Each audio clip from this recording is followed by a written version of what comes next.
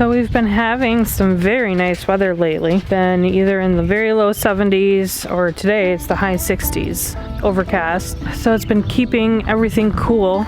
It's just been so hot since Memorial Day that this is such a relief. I'm sure the animals appreciate it too. Today, Brandon is down for the count. Hadassah came down with some kind of 24-hour bug, but she's over it now. But then he ended up picking something up. And so his is a little bit different. He had a slight fever, but had the chills, and his back was really hurting. I took care of all of the chores today. We were hoping to move the sheep today, but I can't move the sheep by myself like I did last time. Just because it was really easy, all I had to do was put them in the sheep enclosure, and they were already right next to it. So all I had to do was just move some of the white fence. But not so easy this time, because we would have to mow a spot and then set up the fence, and so that's just not my area of expertise. So I cannot move them. They're just gonna have to be okay with hopefully just one more day out there. All right, well, the rain finally stopped. I should probably check the gauge. I don't know why I always forget to do that, the rain gauge. But I wanted to come by and see how the garden is doing. Oh, something's eating the corn. Possibly deer. We have deer that are all around the place. Yep, the corn is doing pretty good. The lettuce is doing really good. I think I need to come out here and start cutting some of this. Yeah. No, this is some really good lettuce. The carrots I see are popping up now. And it looks like I do have 2 tomato plants are really close to each other. Transplant one of them. But I don't see anything else from the seeds. I mean, possibly something right there. But the zucchini, they did really well. And like, I don't know if I'm gonna get much of a harvest this year, but it's still nice to see that things are growing. The beans are looking good. I still need to come in here and finish weeding. I started working on it the other day, then had to go and make dinner. But here are the peppers. This is the only start that I had done that survived the heat. The rest of everything else that's in here are all from seeds. These are peppers as well. We did finally plant potatoes in here.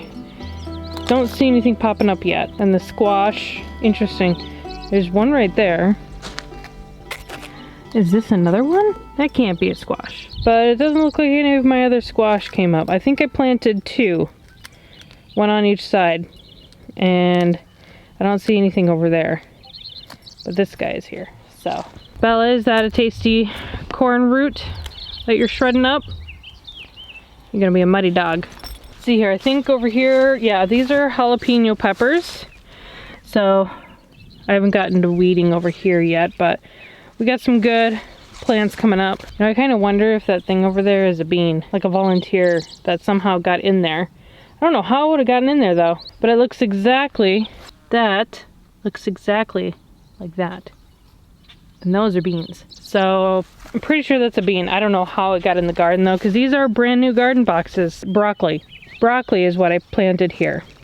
And I had a start that looked great, and then of course the sun and the heat just killed it.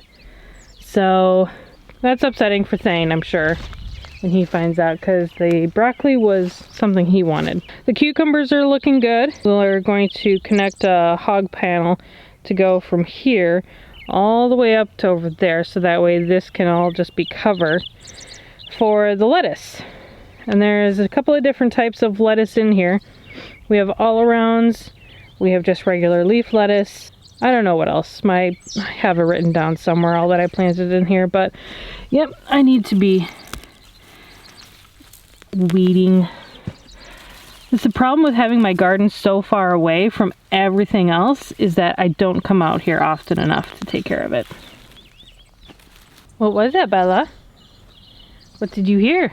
Yeah, everything's muddy and wet and humid, but luckily it's still chilly, so the humidity doesn't feel too oppressive.